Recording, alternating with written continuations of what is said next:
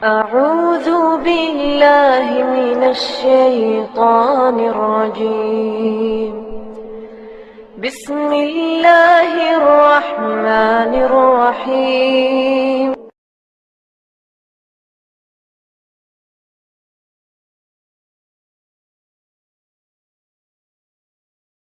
السلام علیکم شیخ۔ وعلیکم السلام ورحمۃ اللہ وبرکاتہ۔ شیخ، تجارت میں کچھ مال ہے ہمارے پاس، اب بیچنے سے بھی اور چند دنوں کے بعد بیچنے سے زیادہ فائدہ آتا ہے، اس کے لیے اس مال کو روک کر رکھ سکتے ہیں ہمیں؟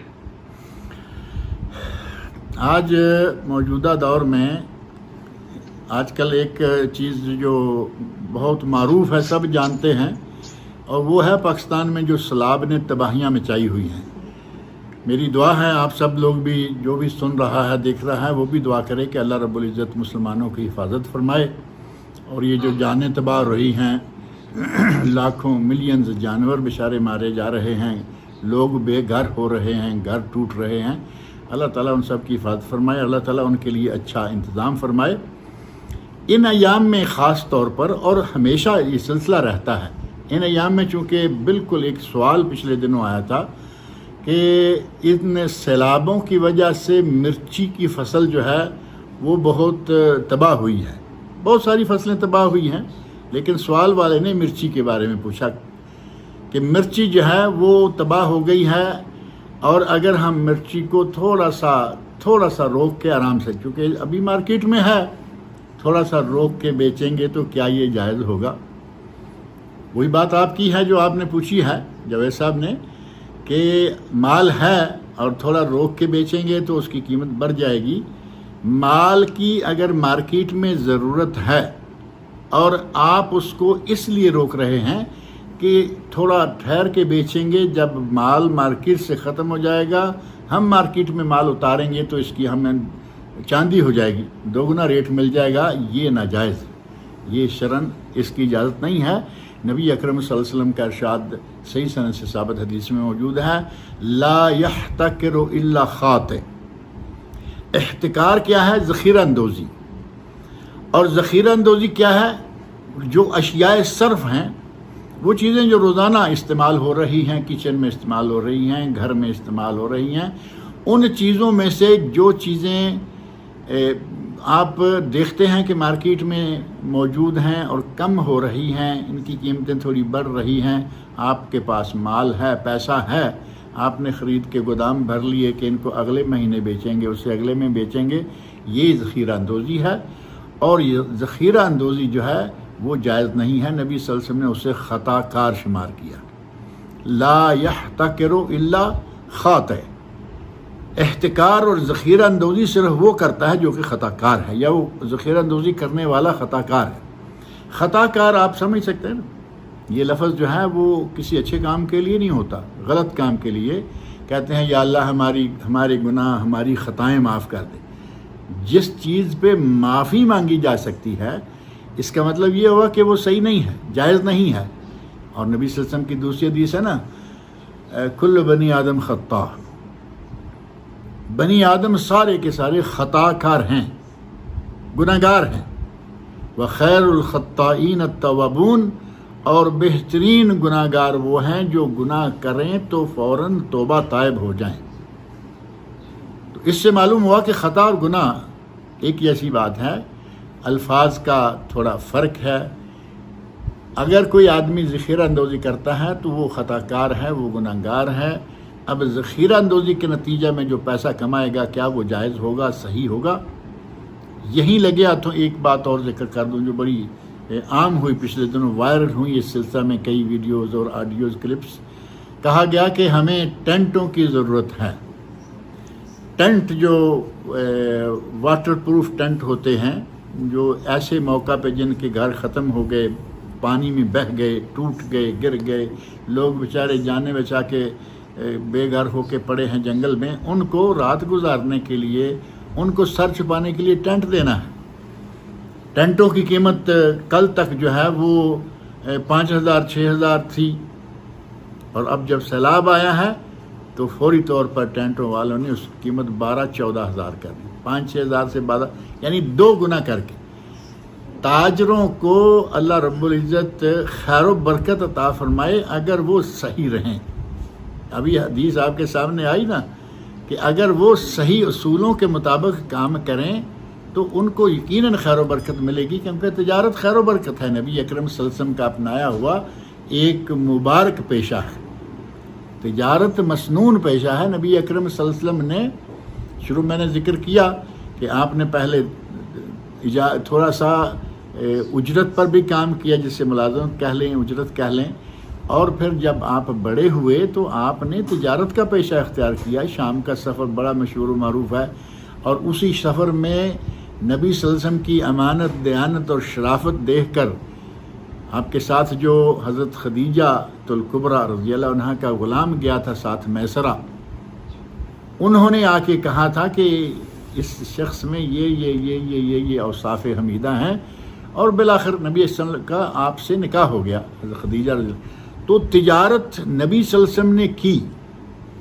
اگر ان تجارت کے اصولوں پہ آپ رہیں تو یہ بڑا ہی بابرکت پیشہ ہے. لیکن اگر کوئی آدمی اپنی پٹری سے اتر جاتا ہے، یک دم منافع خوری، یک دم ذخیرہ اندوزی، صرف اس طرف خیال جائے کہ مجھے کیسے 2 گنا پیسہ ملے، یہ تجارت نہیں ہے، یہ استحصال ہے، یہ استغلال ہے، یہ لوگوں کی مجبوریوں سے فائدہ اٹھانا ہے. اس کی اسلام اجازت نہیں دیتا. جی بارک اللہ فیک. شیخنا نور بھائی اپنے پاس انمٹ کر کے سوال پوچھ سکتے ہیں. السلام علیکم ورحمۃ اللہ وبرکاتہ. شیخ میرا تجارت کے بارے میں ایک سوال ہے شیخ، پوچھ سکتا ہوں شیخ؟ ٹرافک سے الگ ہے شیخ، پوچھ سکتا ہوں کیا شیخ؟ جی کہیے. شیخ ہم کویت میں کام کر رہے ہیں، ابھی جو ہمارے مالکین ہیں شیخ، ان لوگ آ کے جو بڑے بڑے شاپنگ مال سے اس میں کپڑا خرید کے آتے شیخ. وہ کپڑا خرید کے آتے یا پٹی کے یا ہمارے کفیل کے پیسے سے خرید کے آتے یا بٹی کے پیسے سے خرید کے آتے، ہم کو نہیں معلوم. بس ان لوگ خرید کے آتے، اس کپڑے کو استعمال کرتے شیخ. استعمال کرنے کے بعد ہم بولتے ڈرائیور کو تو دے کیا، تو کچھ بھی کر، ہم کو معلوم نہیں، ہمارا پیسہ ہم کو ریٹرن چاہیے. 14 دن کا ویلڈ ہے تو کیسا بھی کر 14 دن کے اندر بدلی کر کے ہمارا پیسہ ہم کو بنا کے لے کے آ کرتے. وہاں آخلا کے جب شاپنگ سے جب بھی کپڑا لے کے آتے ہیں، ان لوگ خود ہمارے حساب میں پہن کے جا کے پھر بولتے ریٹرن دے کیا، ریٹرن دے کیا. یہ کیا کرنا چاہیے شیخ؟ اس میں ہمارا کچھ گناہ ہوتا کیا شیخ؟ ہم اس کے اوپر میں نے اپنے درس میں یہ بات بڑی کلیئر بتائی ہے. نبی اکرم صلی اللہ علیہ وسلم کی حدیث بیان کی ہے صحیح بخاری مسلم کی. یہ جو آخری موضوع تھا کہ اپنے چیز کا عیب بیان کریں، اس کے شروع میں جو بات ہے نا، وہ بات ہے البیعان بالخیار. لینے دینے والے دونوں کو اختیار حاصل ہے. کب تک؟ ما لم یتفرقا، جب تک کہ وہ ایک دوسرے سے علیحدہ نہ ہو جائیں. مال دکان سے خرید کے لے گئے اور مال اگر اس میں عیب نکلا تو ظاہر ہے کہ وہ تو واپس آئے گا.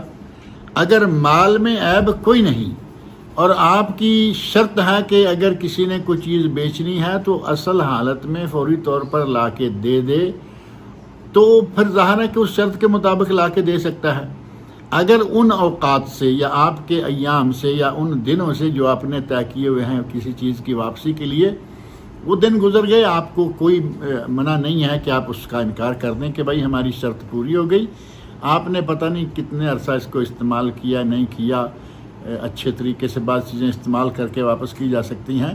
اگر آپ اس قسم کی کوئی شرط رکھی ہوئی ہے اور اس شرط پہ سامنے والا پورا نہیں اترتا، آپ انکار کر دیتے ہیں، آپ کو اس کا حق حاصل ہے. لیکن اگر چیز میں کمی بیشی ہے، دکانوں والوں نے لکھا ہوتا ہے کہ اگر کوئی چیز میں کمی بیشی نکل آئے، کسی کا سائز کم نکل آیا کسی وجہ سے، وہ چیزیں واپس کرتے ہیں. لوگ واپس کرتے رہتے ہیں، مہینوں کے عرصہ میں بھی کرتے ہیں. رسید ساتھ ہو اور چیز ساتھ ہے، پتہ ہے کہ چیز اصلی ہے. بعض چیزیں ایسی ہیں کہ جو چاہے آپ گھر لے جا کے واپس لے آئیں وہ واپس نہیں کریں گے، وہ ایک الگ مسئلہ ہے. ان چیزوں کا باقاعدہ طے ہوتا ہے کہ یہ چیزیں استعمال شدہ ہم واپس نہیں لیں گے، چاہے ایک مرتبہ کوئی پہن لے. لیکن کچھ چیزیں واپس کی جا سکتی ہیں، جائز ہے. آپ کا اگر اختیار ہے اس میں تو وہ چیزیں آپ واپس کر لیں. اور اگر ایسی چیز ہے جیسا کہ معروف ہے آج کل، ایک پارٹی کے لیے ایک سوٹ چاہیے اور دوسری کے لیے پھر وہ دوسرا چاہیے، ایسا اگر کوئی کرتا ہے، مرد ہے عورت ہے، خواتین کے تو آج کل کپڑے ایسے ہیں کہ شادی میں پہن کے چلی جائیں اور واپس آ جائیں اور اتار کے پیک کریں تو وہ نیا ہے. اسی طرح مرد بھی کچھ ایسا کر سکتے ہیں. اس طرح کے آدمی کے ساتھ آپ جو سلوک کریں گے وہ روا ہوگا، لیکن شرائط پر پورا اترنا آپ کا فرض ہے. اگر کوئی شرائط سے باہر نکلتا ہے اور پھر آپ انکار کرتے ہیں تو آپ کا حق حاصل ہے. جی بارک اللہ فیک شیخ. بھائی یہ پوچھ رہے ہیں شیخ، اسی میں ایک چیز یہ بھی ہے، ہم یہاں کفیلوں کے نیچے کام کر رہے ہیں، اگر وہ کپڑا لا رہے ہیں کہیں سے خرید کر اور شرط ہے 15 دن میں واپس کر سکتے ہیں، آئے 15 دن پہنے اور یہ ڈرائیور کو دیکھو بھیج رہے ہیں. میں سمجھ رہا ہوں، میں وہ بات میں سمجھ گیا ہوں کہ ڈرائیور کو دے کے بھیجیں گے. ڈرائیور لے کے نہیں گیا تھا، پہلی بات اسے کہیں کہ جو لے کے گیا تھا اسے لائیے، وہ آ کے دے کے جائے. وہ جاتا ہے، اسے بتائیے کہ آپ نے جو ہمیں یہ کپڑا دیا ہے کیا یہ وہی ہے، سیم ہے، آپ نے استعمال نہیں کیا اس کو. ظاہر ہے کہ دکاندار کو تو یہ ان باتوں کا حق ہے نا. وہ ڈرائیور کو دے کے بھیج دیں کہ ہم کون سا منہ لے کے وہاں جائیں، اس کا وہ منہ لائیے دکان میں، اپنے شو روم میں، تاکہ آپ دیکھیں کہ یہ کس قسم کا آدمی ہے اور کیا ہمارے ساتھ کھیل کھیل رہا ہے. یہ بات جو ہے وہ آپ کو حق ہے. ڈرائیور کے ہاتھوں وہ کچھ بھی کر کے بھیج دیں گے کپڑا استعمال کر کے، اور آپ کہیں گے کہ جی اب ہماری مجبوری ہے. اگر شرط ہے، طے ہے کہ اتنے عرصے کے اندر اور وہ لباس جو ہے وہ استعمال نہ کیا گیا ہو، مثال کے طور پر پہنا پورا نہیں، پیک کر دیا واپس، اور اگر رنگ کا یا کچھ اندر اس کے کوئی عیب نکل آیا، کوئی کہیں کٹا پھٹا ہے نکل آیا، بعض دفعہ ایسا ہو جاتا ہے مشینوں میں، فیکٹریوں میں، ایسی شکل میں اگر واپس کرتا ہے تو آپ کو واپس لینا چاہیے، لینا ہوگا.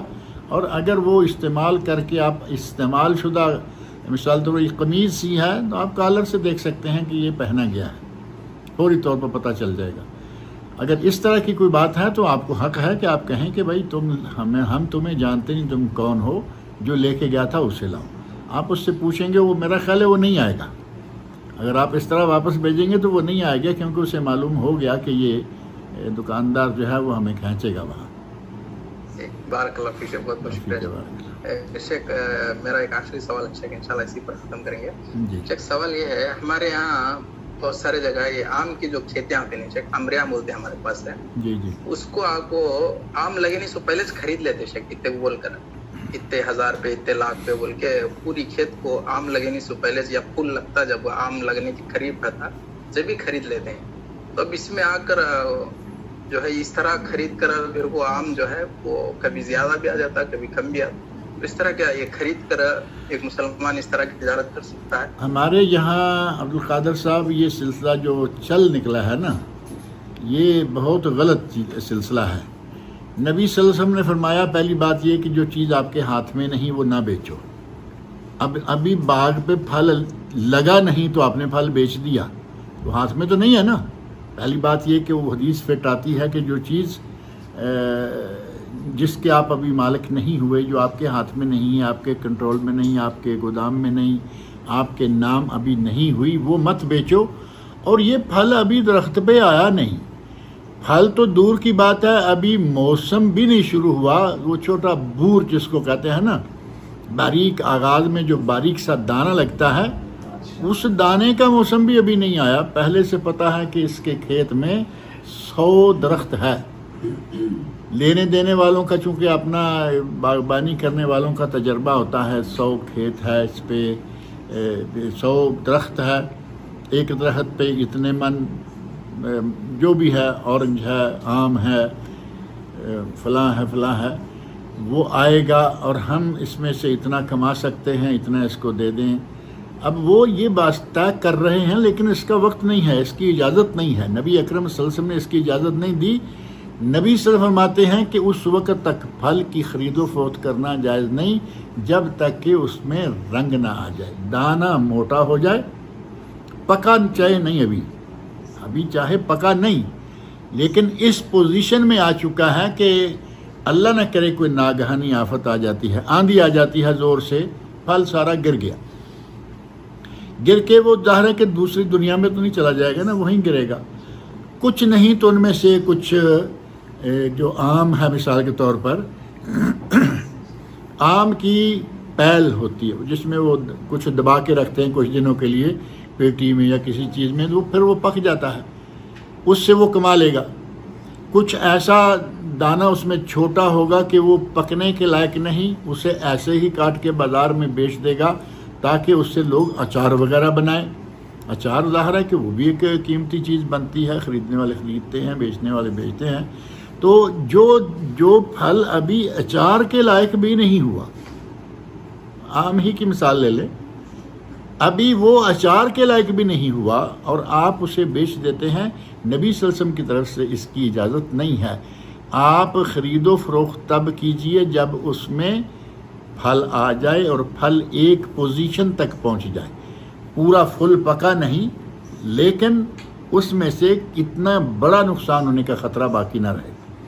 اگر بارش آ جاتی ہے زوردار طریقے سے اور پھل گر جاتا ہے، زوردار طریقے سے آندھی آ گئی، پھل گر جاتا ہے، اور اگر وہ پھل ابھی چھوٹا چھوٹا ہے، تباہ ہو گیا، جو باغ والا ہے اس بیچارے کی ساری محنت ضائع ہو گئی، اور اگر اس میں کچھ جان ہے وہ اچار کے کام آ سکتا ہے، وہ پیل کے ذریعے پکایا جا سکتا ہے اور پھر بیچا جا سکتا ہے۔ تھوڑی محنت تھوڑا وقت اور لگ جائے گا لیکن وہ کم از کم برباد نہیں ہوگا۔